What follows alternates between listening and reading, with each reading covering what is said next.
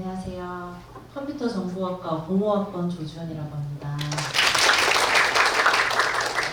저는 지금은 카카오 엔터테인먼트에서 제작기로 활동하고 있고요. 이전에 MBC랑 KBS 거쳐서 카카오로 이직했습니다. 저는 이제 예능 PD로 일을 하고 있어서 아마 제가 말씀드리는 모든 업무나 제작 프로세스가 좀 예능 쪽에 많이 치우쳐 있다는 것을 먼저 감안해 주시고 들어주시면 감사하겠고요. 그리고 제가 나와서 카메라 앞에 서는 직업이 아니다 보니까 말을 좀 절더라도 이해해 주시기 바라겠습니다. 시작해 볼게요. 일단 제가 전달받은 것은 21세기 언론인으로 산다는 것이라는 주제였는데, 사실은 예능 프로그램은 특히나 더 21세기에서도 사실 지금 거의 4분의 1이 지난 시점이어서 굉장히 제작 프로세스가 빠르게 변화하고 있거든요. 그래서 좀 오히려 약간 시청 패턴의 변화로 인해서 생겨난 제작 프로세스를 말씀드리는 게 여러분들이 나중에 현업에 오셔서 활동하시거나 혹은 입사할 때도 더 도움이 되실 것 같아가지고 그런 부분을 먼저 말씀드리고 싶습니다. 제가 사실은 지금 현재는 소녀리버스를 하고 있는 건 아니고 23년에 그 프로그램은 끝이 났고요. 현재는 JTBC에서 그 이혼 숙녀 캠프라는 프로그램 제작 중이고요. 그래서 이제 저희가 아무래도 카카오는 제작사이다 보니까 프로그램을 납품하는 입장에서 모바일 콘텐츠를 제작했을 때와 레거시 매체에서 이제 프로그램을 만들었을 때 어떻게 아이템이 달라지고 제작이 달라지는지를 말씀드리는 게, 만약에 뭐 나중에 제작사에 입사를 이제 하시고 싶으시거나 아니면 뭐 요즘에 그 나영석 PD님이 하시는 에그이즈 커밍 같은 그런 제작사에 좀 문을 두드리고 싶으신 분도 있을 수 있고, 아니면 나는 그래도 방송국에서 일을 해보고 싶다 하시는 분들이 있을 수 있으니까 약간 차이점을 얘기해 드리면서 좀 본인이 어떤 부분에 약간 더 초점을 맞춰야 되는지를 아시는 게 더 좋을 것 같아가지고 그런 부분을 먼저 말씀드릴게요. 그래서 처음에 저희가 이제 소녀리버스라는 프로그램을 기획하게 된 이유부터 말씀드리면 좋을 것 같은데, 그 소녀리버스라는 프로그램이 사실 엄청나게 인트한 프로그램은 아니어서 잘 모르실 수 있으실 것 같아요. 그래서 포스터 먼저 보시면 약간 이런 애니메이션? 약간 오타쿠스러운 프로그램이라고 생각하시면 될 것 같아요. 근데 이 프로그램은 어떤 프로그램이냐면, 간단하게 얘기하면 현업에 있는 여자 아이돌들이 VR을 착용하고 개인 공간에 들어가서 버추얼 아바타로 버추얼 세상에 들어와서 오디션을 하는 프로그램이었어요. 그래서 아마 지금 수정이 분들은 다 아실 수 있는 플레이브 같은 이제 그런 버추얼 아바타, 버추얼 아이돌을 만드는 약간 요런 아이돌 혹시 아시겠죠? 네. 요즘 워낙 핫하니까 아실 것 같고, 이제 여긴 남자 아이돌이지만 저희는 여자 아이돌을 만들겠다라는 포부로 이 세계 아이돌 아시는지 모르겠지만 그때 당시에 22년, 21년 당시에 이제 코로나가 엄청나게 이제 저희에게 좀 많은 위기감을 주면서 유튜브 콘텐츠가 많이 활성화됐어요. 그러면서 그 우악붓이라는 어떤 유튜버 한 분이 계셨어요. 버추얼 유튜버인데 그분은 이제 자기의 얼굴을 공개하지 않고 버추얼 캐릭터로 이제 그 라이브 방송을 하시는 스트리머였는데, 그분이 이제 그 음지에 계시는 노래 잘하시는 분들을 아이돌로 만들어서 이 세계 아이돌이라는 프로그램을 만들게 됩니다. 그래서 그때 이제 유튜브에서 굉장히 큰 공전의 히트를 쳤고, 그때 당시에 저희는 이제 카카오 페이지와 유튜브에 올릴 컨텐츠를 하나 제작해보자 라는 이제 의뢰를 받게 되어서, 저희는 그때 당시에 카카오 페이지는 타겟층이 약간 애니나 약간 웹소설을 좋아하는 타겟층이 있기 때문에 그 타겟층과 유튜브를 좋아하는 약간 10대, 20대를 타겟층을 잡아서 요런 이제 그 버추얼 아이돌을 만들어보자라는 기획을 하게 되었고요. 요즘 워낙 플랫폼이 다양해져서 사실은 요즘은 플랫폼이 먼저 정해지면 거기에 맞는 기획안을 쓰는 것이 요즘의 약간 변화라고 생각하시면 좋을 것 같아요.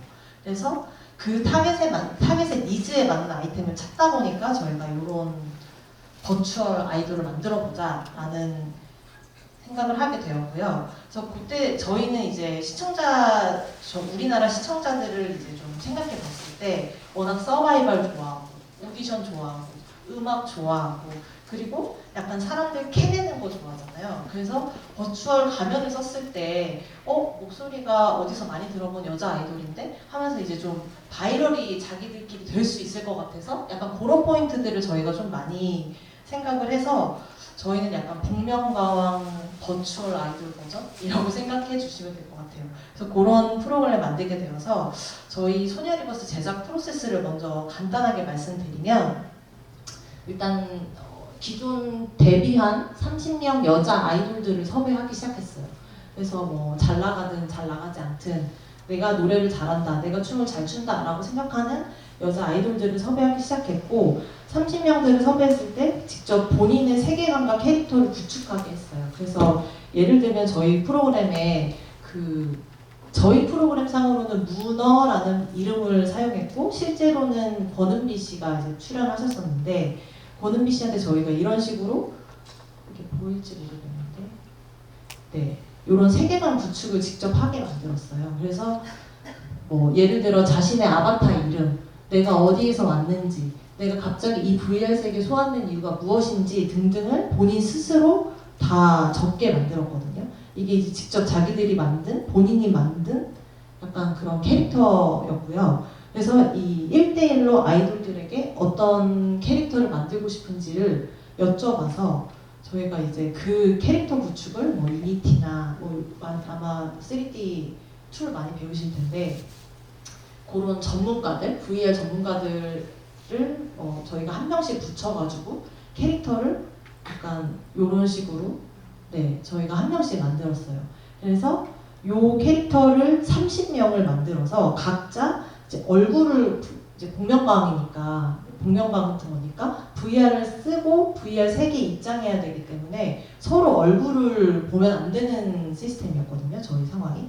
그래서 이제 저희가 요런 세트를 만들어서 30명이 한 명씩 부스에 들어가서 VR을 착용하면서 이제 VR 세계에 들어갈 수 있게 요런 세트를 미리 디자인을 했고요. 그래서 요런 실제로 이렇게 세트를 만들었습니다. 그래서 한 사람당 한 명씩 요 부스에서 사용하고 이제 요렇게 저희가 대충 찍은 거였는데 이런 식으로 한 부스당 VR 기계와 모든 컴퓨터들을 한 대씩 설치해서 이제 각자의 세트를 만들어준 거죠. 한마디로 약간 스트리머들이 하나의 공간에서 하듯이 저희도 한 명의 공간들을 다 만들어줬다고 생각하시면 좋을 것 같아요. 그래서 저희가 이런 세트를 결국에 만들어서 여기서 저희가 촬영했다고 생각하시면 될 것 같습니다. 근데 이제 실제 촬영은 이렇지만 버추얼 세상은 또 다르잖아요. 그래서 약간 제가 이 프로그램을 진행하면서 버추얼 세상이 진짜 무궁무진하고 VR 세상이 굉장히 무궁무진해서 만약에 내가 약간 창의력적으로 좀 발전이 되어 있는 것 같다라고 하면은 VR에서는 그것이 다 가능한 세상이어서 예를 들면 뭐 아이돌들을 그냥 사막 한 가운데 놓을 수도 있고 피아노랑 사실 이거는 실제 세트라고 생각하면 정말 수억 원이 깨지는 돈인데 요거는 이제 그 버추얼 세상 하나만 만들어 놓으면 가능한 세상이거든요. 그리고 약간 이런 식으로 섬 하나에다가 뭐 아이돌 하나 놓을 수도 있고 약간 이런 식으로 이제 버추얼 세상을 하나씩 만들어가기 시작했습니다. 그래서 저희가 이런 식으로 촬영할 때는 약간 VR 촬영을 할 때 사람들이 조금 의아해하는 게 이제 그럼 촬영을 어떻게 하냐인데 VR 카메라 기사도 VR을 착용하고 들어갑니다. 착용하고 들어가서 내가 눈으로 보이는 게 카메라인 거예요. 그래서 그냥 화면 녹화를 합니다. 내 눈을, 내가 시선을. 그래서 제가 만약에 한 명의 이제 원샷 카메라가 된다. 그럼 그 사람만 계속 보고 있으면 그게 이제 카메라 녹화가 되는 거예요. 일단 그런 식으로 해서 저희가 촬영을 진행했습니다. 그래서 아이돌들은 이런 식으로 한 부스에 VR을 착용해서 이제 저희 캐릭터들을 움직이는 식으로 이제 촬영을 했고요. 저희 스태프들은 이렇게 같은 공간에 하나의 이제 그 컴퓨터를 하나씩 잡아서 이제 버추얼 카메라 역할을 하게 되었습니다. 그래서 버추얼이라서 가능했던 거는 약간 이런 기괴한 기괴한 장면들도 예능화할 수 있고, 그리고 저희가 이제 오디션이다 보니까 1대1 데스매치를 했는데 1대1 데스매치를 하고 나면 대부분 그냥 탈락자의 방으로 가잖아요. 근데 저희는 용암에 떨어뜨렸거든요. 그래서 이제 오디션을 1대1로 하다가 떨어지면 이제 이 용암 불구덩이로 떨어지는, 네, 약간 이런 식으로 촬영을 해서 약간 좀 이런 모바일 콘텐츠 혹은 VR 콘텐츠를 사람들이 원할 때 보고 싶었던 한계를 좀 깨부숴보자. 그냥 이런 무대에 그냥 노래하는 그냥 뭐 슈퍼스타 K나 뭐 이런 프로그램 같은 프로그램이 아니라 좀 창의적으로 뭐 떨어졌을 때 뭐 하늘로 올라가서 소멸을 해버린다든지 아니면 용암 불구덩이로 떨어뜨려 버린다든지 약간 이런 창의력을 좀 사용해보자 라고 해서 이제 저희가 약간 이런 식으로 버추얼 세상에서 좀 세계관을 구축해 놨는데요. 이제 제가 막 사실은 이렇게 프로세스를 간략하게 말씀드렸지만 제가 진짜 하고 싶었던 이야기는 제가 이제 이런 모바일 콘텐츠를 제작을 해보고 그다음에 현재는 레거시 매체에서 이제 프로그램을 제작하고 있을 때 약간 그 프로그램의 아이템 혹은 기획을 할 때 달라지는 점이 굉장히 많거든요. 근데 제가 좀 안타까운 거는 제가 MBC에 있을 때 요런 이제 VR 프로그램이 한참 유행하고 있을 때쯤 유튜버 안에서 유행하고 있을 때쯤 그 MBC 입사를 할 때 기획안을 이제 써서 들어온 고 시험에서 한 40% 이상이 이 똑같은 버추얼 프로그램으로 MBC에 이제 지원을 한 사람들을 많이 보게 됐어요. 저희 이제 심사하는 과정에서. 근데 사실은 MBC에서 버추얼 프로그램을 할 수 없거든요. 왜냐하면 MBC의 타겟층은 사실은 물론 저희가 2049 타겟층을 생각하지만 실제 주 시청자들은 40대에서 60대 혹은 70대까지 사실 요즘 레거시 미디어는 다 그렇게 변했다고 생각하면 좋으실 거예요.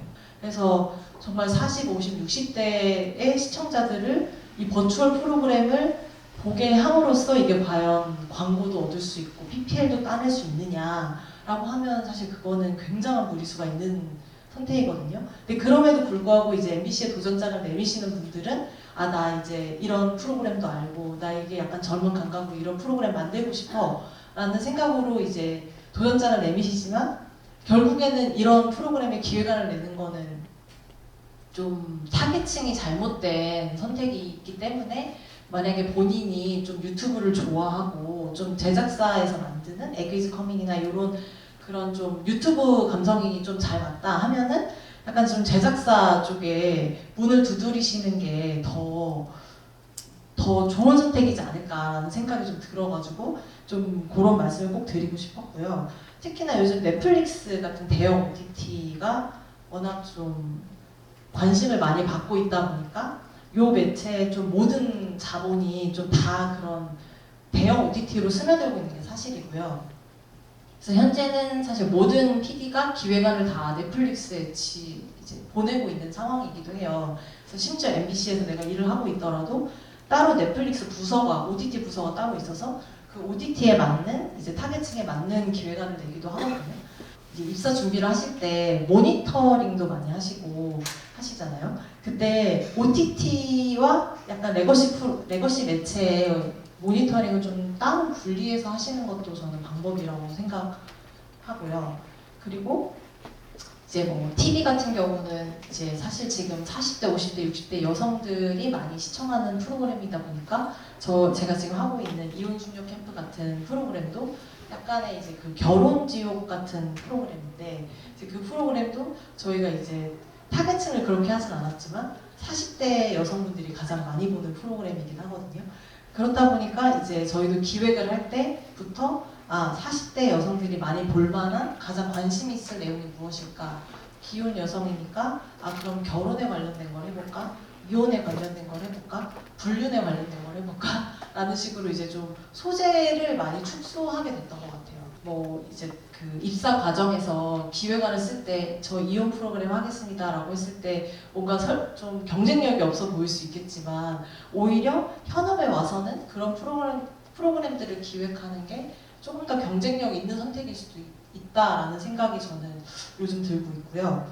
그래서 사실 요즘 모든 자본들이 좀 특히 삼성 같은 대기업은 더 이상 TV 매체 광고를 하지 않겠다라는 얘기를 할 정도로 지금 TV에는 광고가 들어가지 않고 다 이제 유튜브로 빠져있는 상황이다 보니까 이제 저는 이제 뭔가 이 입사를 준비하실 때 혹은 이제 본인의 커리어를 만드실 때 약간 그 유튜브의 모든 프로그램을 한 분야만 보시지 마시고 좀 이런 매니아틱한 좀 약간 버추얼 아이돌 같은 이런 것도 좀 보시고, 왜냐면 사실 회사에서 저에게 어떤 기획을 하라고 할지 아무도 모르는 거거든요. 갑자기 저처럼 애니메이션과 접목된 프로그램을 한번 만들어봐 할 수도 있는 상황이어가지고, 그럴 때는 이제 제가 이 배경 지식이 있어야 만들 수 있는 거니까 좀 편식하지 않고 다양한 프로그램들을 보시는 게 더 도움이 될 것 같아서 그 얘기를 이제 좀 당부드리고 싶었습니다.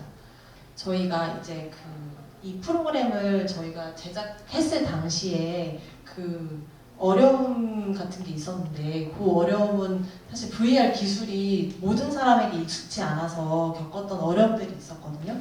근데 이제 제가 아까 교수님과 살짝 면담했을 때 VR 기술이나 AR 기술들을 여러분들이 지금 배우고 있다고 하셔가지고 약간 제 생각에는 이후에 이 VR 기술이나 AR 기술들을 이미 체득하고 오신 분들이라면 약간 이후에 프로그램들을 제작하거나 아니면 현업에서 활동하시거나 혹은 저희가 프로그램 입사할 때도 약간 이런 프로그램 알고 계시냐라는 질문들에 여러분들이 좀 경쟁력 있게 대답할 수 있을 것 같아서 그런 부분은 조금 안심이라고 생각했던 것 같습니다.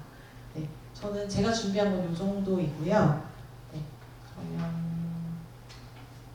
네, 교수님, 네,